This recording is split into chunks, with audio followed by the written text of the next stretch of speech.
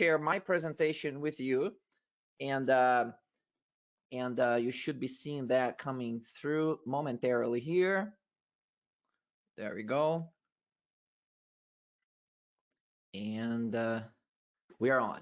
All right. Unleashing the power of great people and organizations. So these people who are behind me here, the people who are in your organization.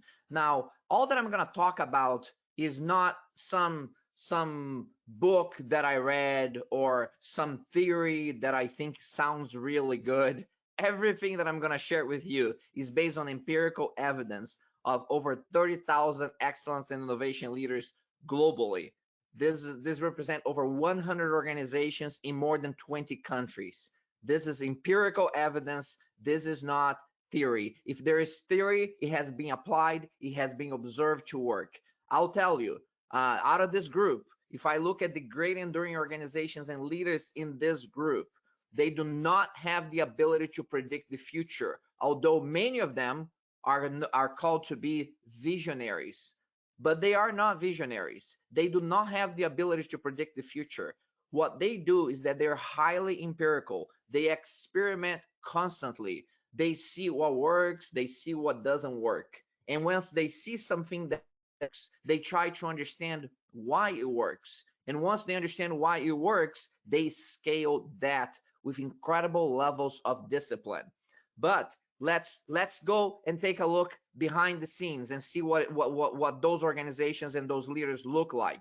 First of all, I'm going to be talking about greatness here, which is highly confusing, because if you look at a total distribution of the population of people and organizations, greatness by definition is at the very tip of that distribution. And this end tip of the distribution has very specific behaviors that are different from the rest. And there is no way that you can maintain the position of greatness, by the way, by just exhibiting those behaviors over a short period of time. You have to be chronically consistent with those behaviors with a long period of time. So keep this in mind, because some of the things I'm going to talk about may seem counterintuitive and confusing, because I'm describing a very narrow slice of the overall population. Okay, so I have a question for you to get us started here. And the question is, in this journey of achieving greatness through whatever transformation we have, whatever technologies that we have, what do you think that matters most? So put on the submit question, submit a question and tell me, oh, you know what, José, I think what matters most on my journey for digital transformation are the ideas that we're going to come up with on how we're going to create value for our organization through digital implementation. Oh, no, it's going to be the methods. It's about the discipline framework, because we know that without the discipline framework, we can't get it right. Oh, no, Jose, it's going to be about technologies, the right exponential technology, RPA, NLP, process mining, AI applied in the right context for value creation. So that is it. That's the biggest driver. Oh, no, it's going to be people. So what is your opinion? Go into the questions box right now and send to me. Submit your opinion. It's anonymous. Nobody else can see. I can see it, but nobody else can see what you're saying. If you have to pick one out of these 4 items on what matters most on your transformation to achieve enduring greatness, what would you say? So is it ideas, is it methods, is it technologies, or is it people? Submit your questions right there. I already see them coming through. Awesome. I'm keeping an eye on them. Ideas, methods, technologies, or people? You have to pick one. Which one do you pick? And are you working on that? So pick one, keep voting as we talk through this. I'll give you the answer later on. There is a right answer to this question. So the journey for transformation towards enduring greatness is not an easy one. It's an arduous journey. And it's arduous because it requires you to have vision and envision what that state looks like for your business, for your organization, for how you serve society. Then you have to think about how you're going to achieve that vision, and that requires a level of innovation in that journey. And as you're doing that innovation towards that new vision, you are transforming the organization. But there is no digital transformation without business transformation, without cultural transformation. And cultural transformation requires personal transformation, because organizations are just like individuals. They represent our collective. So there is no culture organizational transformation without individual personal transformation. And this is why it is so hard. And this is why you hear about all these great technologies failing left and right. 80% digital transformation failures, billions of dollars on systems that are like put aside over time, and that you don't really harvest the value creation potential of those systems. Why is it so hard? Well, transformations are hard because cultures resist what they most need to change. As simple as that. Because organizations are like people. They are not wired for change. They were created for an original purpose, and then they were told to behave in certain ways to fulfill that purpose. And then you start changing things on them. Everybody in the organization wants, they're wired for safety and predictability. This business of change and transformation, this sounds like consultant speak because they make a living out of that. For me, I do not. I want it's change is fine as long as it not affect me. Transformation is even more radical because now you want me to become something else. So this is really, really hard. And it's easy to overlook and you just start thinking and focusing about one of these items. Oh, you know what? This is a bit overwhelming. So, I have control over this little span here. So what I'm going to do is that I'm going to focus on ideas. And ideas are very important because we need to get all this input from the organization. We need to have a broad view of the possibilities so that we can prioritize and identify what creates the most value. But ideas are everywhere. What are uncommon in your organizations are people willing to put their reputation behind those ideas. Well, we're going to say it's methods. Oh, no, Jose, it's methods. Because, yes, you said it, ideas are everywhere. We need methods. We need discipline framework to identify and prioritize the right things to do. Well, sounds good, Bill. But I have been a Lean Six Sigma, a certified Lean Six Sigma Master Black Belt for 3 decades. And for most people, that sounds like a dangerous mental condition. Doesn't help them. Because if I'm just taking methods to transform a business, I'm going to find out very soon that methods do not transform businesses. People do. All right, Jose, forget about it. So I'm not going to talk about being a Lean Six Sigma Master Black Belt anymore. I'm going to focus on the exponential technologies that are revolutionizing our world today. Well, technologies are great. All of the exponential technologies that have been enabled by this acceleration of Moore's law over decades now are here with us. Time of exponential change. Technologies are awesome when they enable your processes to deliver the value to the client. But remember that technologies can also make stupid happen at the speed of light. And there's a lot of that going on today that is just cool and neat, and we got to use it. We got to figure out a way of using it. So you end up enabling not the right things in your processes. So, okay, I got it. Tricky question, right? Well, it was people. I had voted for people anyway because I hear all the time that people are our most important asset. Well, Kyle, that sounds really good, but why is that these organizations that I work with, when we do mergers and acquisitions, the first people to go are the people, but the assets stay there? So there's a contradiction here about them being the most important asset.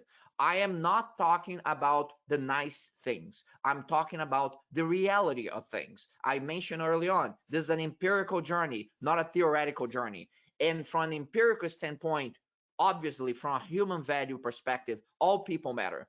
But the reality is that in your organizations, there are people who matter disproportionately. And I'm going to tell you that those people are the ones that you have to identify. The people who amplify the behavioral traits of the transformation that you are trying to implement in your organization. Now, which one is most important? None of the above and all of the above. It is a tricky question.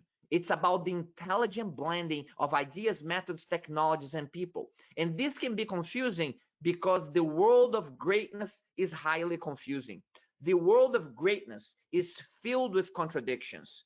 And people and organizations that like to live in this black or white world, they were gonna really struggle. And that's one of the reasons that very few people and organizations will achieve and sustain greatness, because achieving greatness require the intelligent blending of these forces that pull in very different directions. It requires the mastery of contradictions.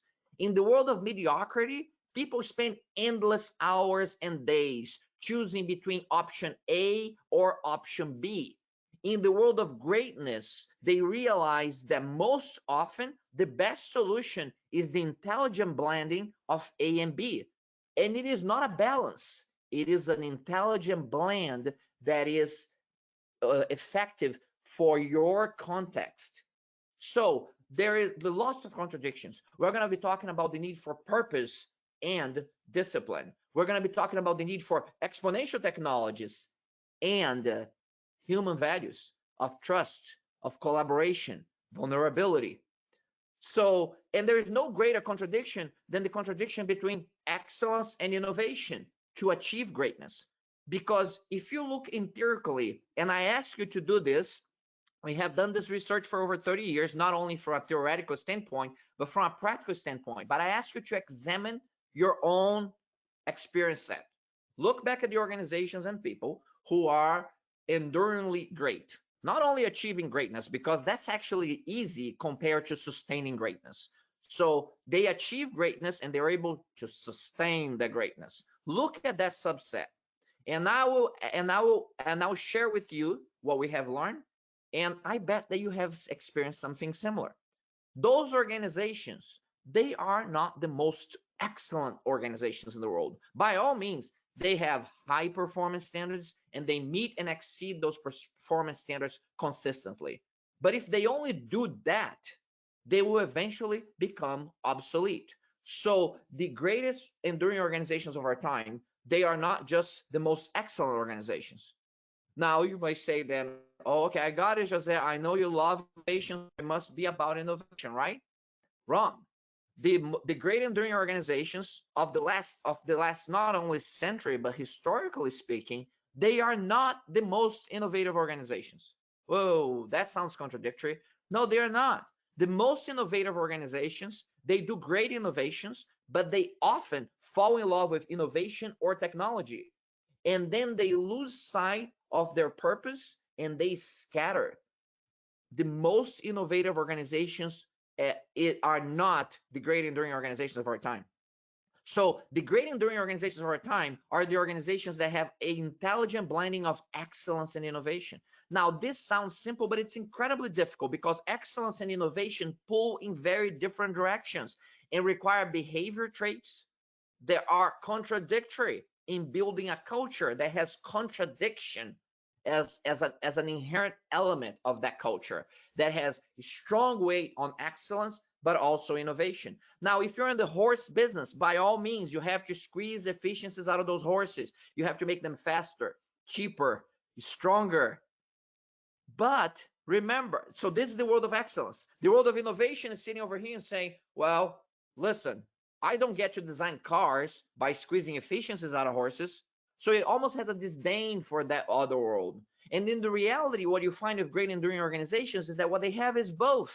They have high levels of excellence in their existing business and core and adjacencies, yet they have the capability to step away from that excellence, look at it from a distance and say, there's got to be a better way.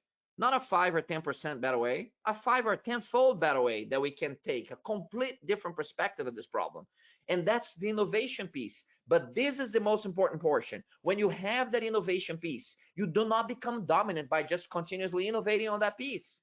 You become dominant by scaling the innovation you have created better than anybody else. And do you know how you scale innovation consistently with your purpose? You scale innovation consistently with your purpose by applying the principles of excellence to the innovation that you created. So although excellence and innovation dislike each other, they are fundamental in a partnership for achieving and sustaining greatness. So with that background, I mentioned before, this is not based on what I think about the world. It's not even my insights. These are the insights of over 100 cross-industry organizations in more than 20 countries, and then 5 organizations that I spent considerable time with because I was not advising them on anything. I was leading excellence and innovation for them, and I had to live with the consequences of the advice that I had for the organization. So I want to go very quickly through each one of these organizations because there is one or two lessons from these organizations that I want to summarize for you. And I want you to think about these lessons, and I want you to consider about how do we apply these lessons in my organization, in our context. All right, so I was born in Brazil. I grew up in Brazil. And when I got to college age, I came to the United States. My background, academic background, is in engineering physics, electrical engineering, mechanical engineering, and then grad school in investment banking and entrepreneurship. Wonderful, highly educated. My first job was working for a Japanese giant, Sony Electronics, operations in Rancho Bernardo, California, and in Japan, of course. Now, this was like a dream job for me. And this is my journey of excellence and innovation, where it all started. And the lesson from Sony is very simple. When I joined Sony, my mentor and leader at Sony and boss his name is Shigo Hayashi, Hayashi's son. And I'll give you a short version of my interaction with Hayashi's son. But in my first week there, he asked me to identify 100 innovations. And I was like, whoa, hold on. I'm the new guy. I don't have background on these amazing technologies that are going on around here. And he says, you must do. So he put me to work on things that I knew very little about, and he expected me to innovate on those things. I thought I was going to get fired by the end of the week, and I was totally unprepared for that. I didn't even know what innovation was. I came up 100 innovations by the end of the first week, and then on the second week he said that I need to do 200. And I won't go through the details of that, but I'm going to tell you what the lessons were for me. First of all, it's a mix of fear and excitement because I felt inept. I felt that I needed more training. I needed more knowledge so that I could do certain things. But the lesson from Hayashi's son is one of the greatest lessons of innovation in my life. When it comes to great innovation, it doesn't matter where your gender, race, ethnicity is. It doesn't matter how many certificates you have hanging on the I love myself wall. When it comes to real innovation, you are looking for people in your organization who have some very specific traits, behavioral traits. And those behavioral traits, they are only determined by the test of innovation execution. There's no profile or resume review that will give me that. I have to create a meritocracy of ideas with clear execution mechanisms, empower people to go do it, even if they feel they're not ready for it. They will never be ready to innovate because you're going into uncharted territory. So there's no amount of knowledge and training to get them ready. They have to find their way. But the traits that are exposed by this meritocracy of ideas with clear execution mechanisms are: they have a strong sense of purpose that includes their personal purpose and value aligned with their professional purpose and organizational purpose and values. Number one, that's followed up by tremendous levels of passion for what they do, whatever that is. And then it's followed up by incredible discipline and incredible resilience. So what you're looking for are people with purpose, passion, discipline, and resilience. Remember that. Also, you're looking for people who are not experts, because in the mind of the experts, there is only one way. You're looking for people who are not just novices either, because in the mind of the novice, there are many ways. What you're looking for are people who can flex their mind from expertise to novice. You start with the mind of the novice, where there are many ways of attacking a problem. But then you do need some expertise mindset to scale the mind of the novice. So again, it's not about one or the other. It's about the intelligent blend of these contradictions of expertise and novice. When I left Sony, I joined a startup company that changed the world. Cymer ASML. I was incredibly lucky to join a company that transformed Moore's Law in the semiconductor industry.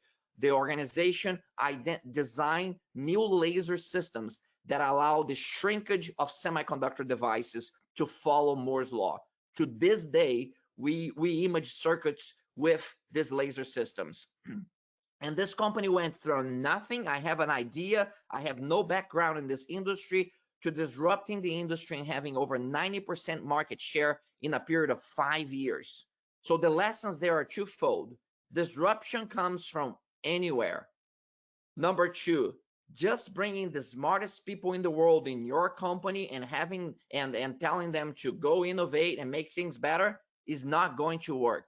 You need to have a clear common purpose, and you need to develop capabilities in your organization of what we call collaborative leadership.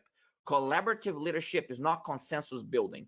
Collaborative leadership is the ability to take a group towards a common purpose, even though members of that group may disagree on a whole host of things. Now, when I left, so remember that lesson, develop collaborative leadership capabilities in your organization. When I joined Nestle, their innovation leader, now we're in an ecosystem with 350,000 employees, 585 business units. Where do you start? I don't know. It's incredibly difficult. So lesson on a large organization, this is applicable to any organization, but especially in very large organizations, culture doesn't come in just one flavor. You have multiple layers of culture. But here's the takeaway. You must have deep empathy for the culture of the organizations that you're with. You need to meet them where they're at. Because if culture eats strategy for breakfast, excellence and innovation and digital transformation are just side dishes in the jaws of culture. They're going to get chewed up and spit out. So meet people and organizations where they're at, have tremendous empathy for their culture before you have the audacity to try to change their culture. Now, next, I spent 12 years with an organization that is over 100 years old, developing some of the greatest infrastructure projects around the world. More than 12,000 pure infrastructure engineers, interdisciplinary, mechanical, electrical, civil structural, chemical, petrochemical, all sorts of incredibly smart people who have been doing things right for over 100 years. So we're asked to accelerate excellence and innovation and transform the culture transformation, business transformation, digital transformation. So how do we do that? So I'll give you a snapshot here. For 6 years, we had a world-class Lean Six Sigma program in this organization.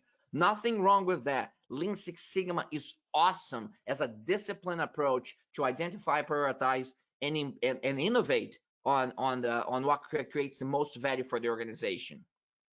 But there is a problem. If you look at improvement and innovation programs cross industry, and there's plenty of research on this that you can tap on, you're going to find out that people start these programs, all of them, improvement and innovation programs, very excited, but 50% of them are dead by year 3. And 99% of them are gone by year 5, or they start something new. There is no consistency with their purpose because they do not create the value that's expected. Now, in this organization, we had gotten to year 6. So it's like, yeah, we're part of the 1% club, right? And we said, no, yeah, we're moving along here, we're creating value, but how can we create exponential value? How can we derive exponential engagement? So we stop focusing on just on the ideas and the methods and the selected few that we think have the answers. Let's apply the principles that I mentioned to you, that it's not about ideas, methods, or technologies. It's not even about people. It is about finding the right people in your organization, people with purpose, passion, discipline, and resilience. Open that up. Let them come in and see what you have, okay? And how can they contribute? Make it voluntary. Create a meritocracy of ideas with clear execution mechanisms for them, and tell them you have to do nothing. Yes, you heard it right. It's completely voluntary. We only want people here who believe that they can collaboratively lead and execute on innovation for us. Now, when I presented that to my CEO, he thought, you're crazy. This thing is going to blow up. It's not going to go anywhere. People are going to hide. Now you have to inspire self-motivated individuals to join, and then you have to create a system that's transparent and clear on how they're going to be part of it. And we did this, and what I'm showing you here is not the theory, is the actual results. Over a 10-year period, what we saw was not a degradation of performance by doing that shift. What we saw was an exponential increase in engagement and in value creation. Over 800% improvement in engagement, over tenfold improvement in voluntary engagement worldwide, with more than 5,500 professionals collaborative leading improvements and innovations that create value for the organization. And now again, the message here is the shift from ideas and methods and NPL and AI and this technology to the real entrepreneurs, the real innovation accelerators, the real value creation leaders in your organization that can be anywhere in the organization. You need to allow them to emerge in your organization. Now, in the last stage of my corporate career, I was the global vice president for a very large, a Fortune 100 energy company. But this company had a theme of going for extraordinary. But they were anything but extraordinary when this journey of transformation started with them. It's 2010, and in 2010, they were a $2 billion energy organization at that time. They had been pounded by the 2008 financial crisis, and they were really struggling to come out of that. They had been around for a few decades, and they really had kind of hit that mediocrity threshold because they had a $2 billion market valuation, which was less than their book value of their assets at that time. So what's going on at this company? There comes a new CEO, and the new CEO says, you know what? We're going to build a culture here that's going to have excellence as foundational and entrepreneurship as foundational in an organization that it's, in an industry that is very, very traditional. So there is no doubt there was culture. There was that CEO support to do it. For me, it was like the greatest playground ever, because all of these concepts of excellence and innovation that I mentioned to you, we could implement right away with strong leadership support. So what do? We implement a meritocracy of ideas with clear execution mechanisms. We develop collaborative leadership widely in the organization, accessible to all. We made it volunteer for emerging and senior leaders to get engaged and drive the most value for the organization. And they did that. And by 2017, they're delivering over 2,000 innovations per year, greater than $1 billion in financially validated additional EBITDA for the company. And this $2 billion company in an 8-year period became a $35 billion enterprise. They had no specific competitive advantage other than their culture, widely disseminated collaborative leadership and innovation execution skills. So let me pause here. Okay, José, what is the takeaway for me? Develop collaborative leadership and innovation execution skills in your organization today. Create a meritocracy of ideas with clear execution mechanisms to unleash the power of your people to go for extraordinary. If you were able to zoom in this picture, you'd see myself with 14,000 people. Innovation is a full contact sport. Okay, you have to be where people are at. You got to meet them where they're at, where their culture is at, and you bring them along with a meritocracy of ideas and clear execution mechanisms, and they will come along. You have to inspire them and provide them the clear mechanisms to translate the principles into action. So think about, are you doing this for your organization right now, or you're just too concerned about how you're going to implement process mining in this one area? Nothing wrong with that, but you're not going to be able to scale your organization by just doing this tactical one-point things. You need to think about how you're going to create a system in your organization to scale the power of your people to go for extraordinary. Now, this is all very good. What is the background for all this stuff? The background is that in 10 years, 40% of the Fortune 500 companies no longer exist. That sounds terrible, but it's the reality. As a matter of fact, it's not even a future prediction. It's a past prediction that was wrong. This was predicted in 2011. I had conferences like this, and I'm telling you, in 10 years, we're going to be 40% of Fortune 500s no longer exist. People say, oh, Jose, come on, that's fear mongering. Well, Bill, guess what happened? In 2019, before the pandemic, so that you don't think that the pandemic distorted this data, more than 50% of the Fortune 500 companies were no longer existed. So yes, this prediction was wrong. It was greater than 40%, and it didn't take 10 years. It was within 8 to 9 years when that happened. Now, this changed because of macroeconomic forces and the exponential pace of technology that we have today that is unprecedented in the history of mankind. Because of these forces, this pace of change continues to increase. So we're not going to wait another 10 years to see a repeat of this. We're going to see that in the next 5 years. Now, the question is, whoa, now I'm totally overwhelmed. How can I predict the future in a world that's changing so fast? Well, I'll tell you, you cannot. There are only two types of people who predict the future: those who don't know and those who don't know that they don't know. You cannot predict the future when it's non-linear and exponential. It's not going to work. You're going to miss it. So all that you can do is to develop some capabilities personally and organizationally so that you can do better in whatever future happens. Now, here's what organizations still try to do today. They get around these big tables, steering committees and the board of director meetings and big meetings, and they try to predict the future. And they fail because they cannot. But they still spend millions of dollars on experts and forecasting and scenario planning, which cannot predict the future, but make them feel better because someone told them with some expertise that that's going to happen.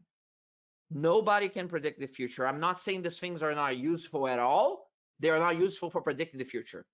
And that they can only provide you at very best rough directional guidance. And that's it. And I'm not saying you don't do any of these things. What I'm saying is that you have to understand the limitation of these methods, because there is no, there is no method like that that's going to predict the future. The best way to predict the future, the only way to predict the future, is to create it.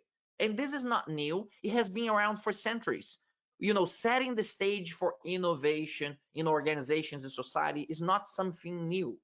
Now, it's very misunderstood because there are so many platitudes talking about this thing. So I want to demystify and talk a little bit more about the mechanisms to accelerate innovation for value creation. So first step, please have a definition of innovation in your organization that is accessible to all and that people can do something about it. Okay, so if you want to have extraordinary innovation, you must define it in ordinary terms, accessible to all. That means that I don't have the time to go through the full illustration, but I'll summarize by telling you that, the word innovation means, the root word inno means new idea. So it is about a new idea, but new ideas, as we discussed before, are everywhere. What you're missing are people willing to put their reputations behind those new ideas. The other problem is that new ideas, most of them, they are like not good. And most of them, they create no value. So it's not about just new ideas. And you say, okay, I got it, Jose. I need new ideas that create value. Yes, Bill, you're getting close. But new ideas that create value is not it either. Because if I go into your organization, you have a cemetery of new ideas that create value. So what is missing? What is missing is implementation. So for you to have a full definition of extraordinary innovation in ordinary terms, you just have to say it's the implementation of new ideas that create value. That's it. Now, but this is incredibly difficult because this implementation is incredibly difficult. It's not about coming up with ideas. It's not about coming up with ideas that create value. It's about implementing and realizing the value that makes it so difficult. And then there are different levels of innovation.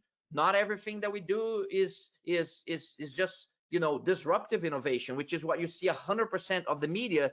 The coverage is covering what I would term disruptive innovation. They are very interesting, but by no means is what the most innovative organizations do. The most innovative organizations will have a portfolio of innovations at the core, at adjacencies, and at disruptive, with very specific and distinct innovation mechanisms. So I'm going to touch on this briefly, but remember this. your employees look at what Google, Facebook, and Tesla do on TV, and they start thinking that that's what innovation is. That is the wrong definition of innovation, because if you work directly with those companies, you're going to see that their portfolio of innovations is much closer to this ratio that you see here. But the media only covers the last 10%. And you also have to have the mechanisms in these organizations through which this takes place. So to summarize for you here on how some of these key concepts and mechanisms work together, there is an innovation value creation maturity level in every organization that's doing well. They typically started with a very bright startup leader or organizational leader, individual brilliance. That person has passion, discipline, resilience, and they create a multi-million-dollar business.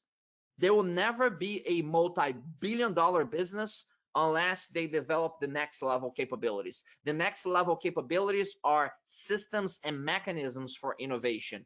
They include clear governance for innovation, a clear structure with roles and responsibilities for innovation, and a clearly identifiable growth and technology accelerator as part of your organization as well. That gets you to be a multi-billion-dollar organization. And this is what really most of the organizations are striving for today. Now, then there's a very, very small group that has achieved enduring greatness when it comes to innovation. And what that very small and select group has builds on all of these things with collaborative leadership and innovation acceleration skills development widely done across the organization. It is built on an organization with a clear purpose, with a culture that's aligned with that purpose, and a strong set of core values that are aligned with that culture. And then they have mechanisms that translate the values and principles into value creation action. So with that, building a culture of collaboration, innovation, and value creation is the ultimate competitive advantage for any organization. But the devil's in the details on how you build that. And you have to build that by exhibiting the behaviors that are aligned with your purpose, they're aligned with your culture, aligned with your core values, aligned with value creation, because innovation and value creation are inextricably linked. If you cut that link, you're no longer innovating. So, very well. So let's review what matters most: ideas, methods, technologies, or people. Well, we discussed this. People, all of them matter. It's the intelligent blending of all of these things, and you need all of those things.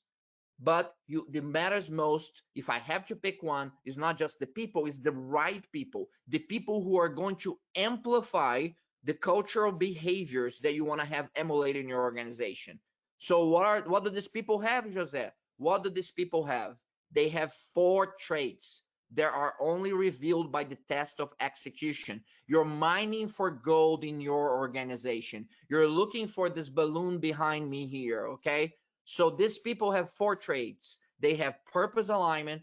They have a high level of passion. I don't have time to go deep on this, but I want to just say that passion here is not like romantic love. Passion here is like an arranged marriage. People who work their face off on something and they develop the skill and the passion for it. Then discipline, which is not just following a regimented set of rules. It is about being chronically consistent with your purpose.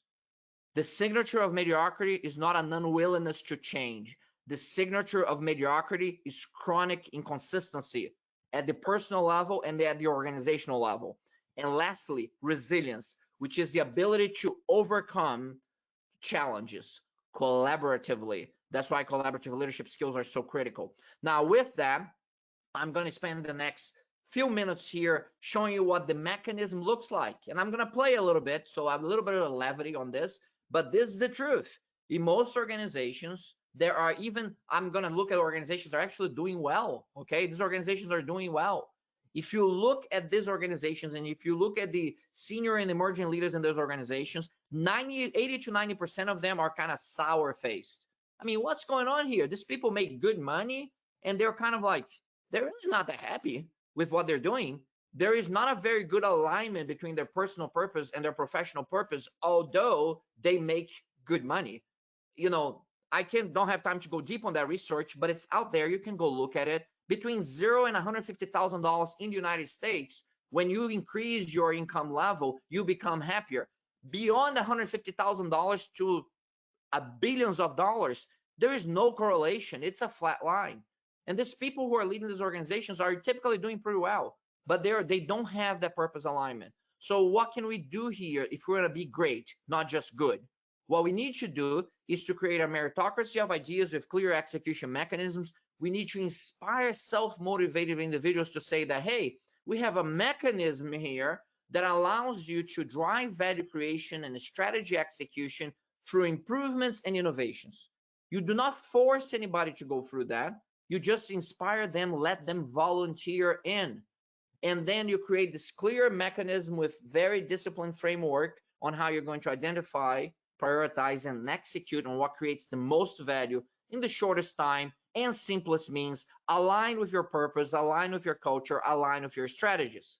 What you find out on the other end of this is that those who have the passion, the discipline, the resilience, they will get it done. It'll be hard, but they will get it done. Once they get it done, you promote them to the rest of the organization along with their teams. You are democratizing innovation in your organization. Others now can look at it and say, hey, you know, if David can do it, I can do it too.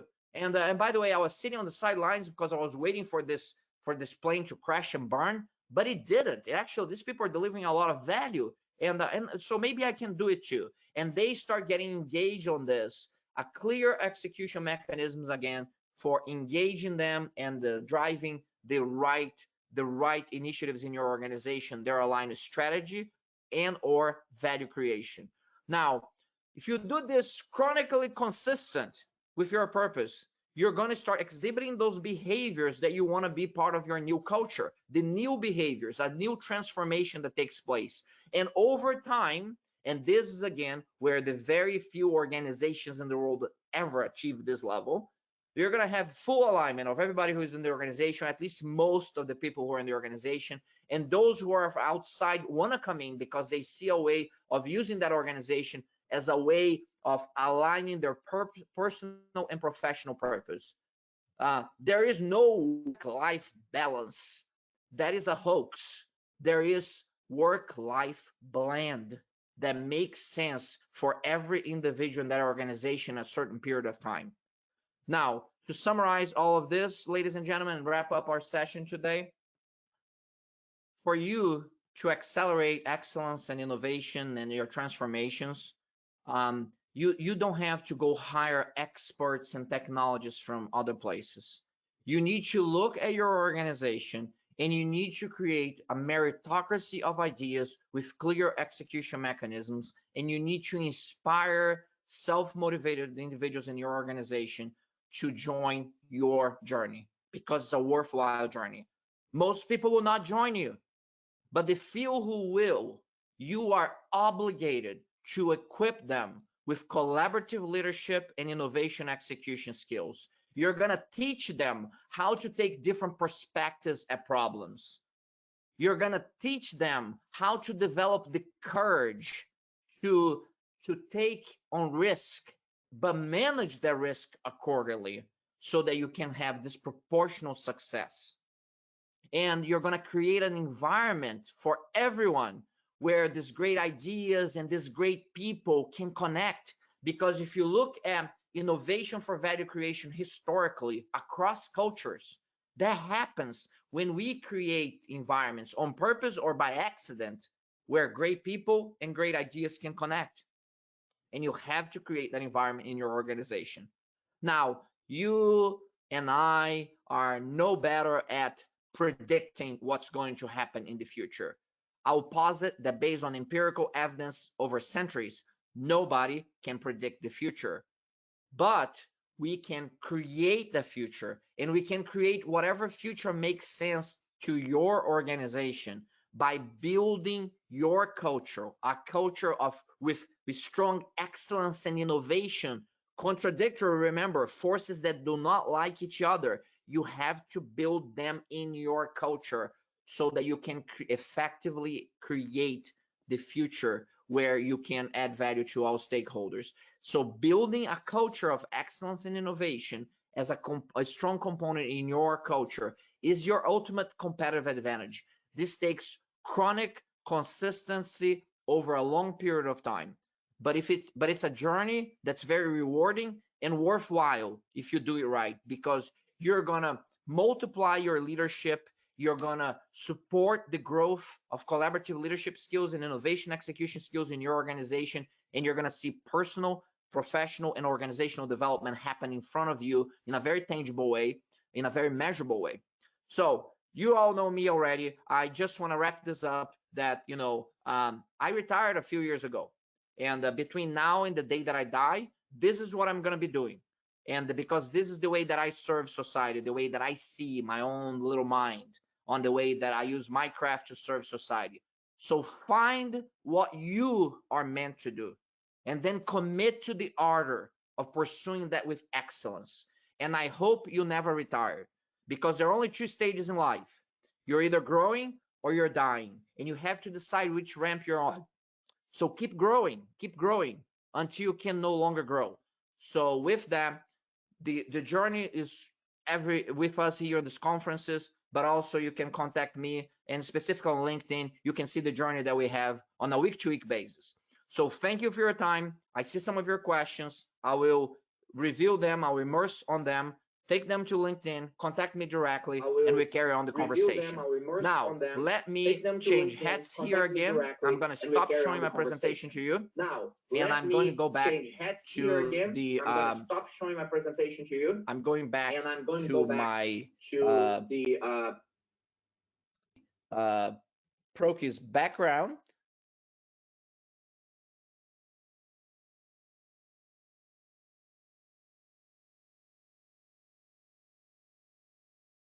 Okay, well, welcome everybody back. So I'm Chris, and that was José. As I told you before, José's, or my opinion, whether you agree with me or not, it's another story. But what I said about José's presentation, it has in my opinion, and I've seen a lot of presentations, and so have you, a unique focus on what does it take to generate the internal momentum, the hot magma core of innovation and excellence together, combining those two together and creating a culture that makes that spin that produces a long-lasting great company. I think he does a fantastic job of explaining that. That obviously was from 2021. You saw it in the opening slides that he did the presentation. So that's a wrap for today. However, I have one more thing I'd like to put out. First of all, is to simply thank the sponsors who make these events possible. In this case, ServiceNow was one of my favorite presentations, favorite companies, what they do. That's the only way these presentations get done, and the only way they can be made free for people to attend and hopefully benefit, and hopefully you'll call them if you find them to be a tool for what you're looking for in the panoply of options at your disposal. In November, between, I think it is the 7th through the 11th, I hope I got those days right, and Brian will correct me if I don't. Exciting news from the Proqis front. There will be an intelligent automation and RPA event, live event in Chicago. Pretty big deal to do all these things live, to get everybody together. It'll be very exciting. So if you're interested in the intelligent automation and RPA space, which those two are intimately linked, and obviously that's a subject near and dear to my heart, by all means, I hope to see you all in Chicago. So whoever is watching this live and watches this over the next several weeks or months, as the information comes out from Proqis, please join everybody in Chicago. If you haven't been to a live Proqis event, you have missed out on some great events. There's another one coming up, so you won't have to miss out anymore. You can be there, and then the live award show and the award presentation will be in the spring in March.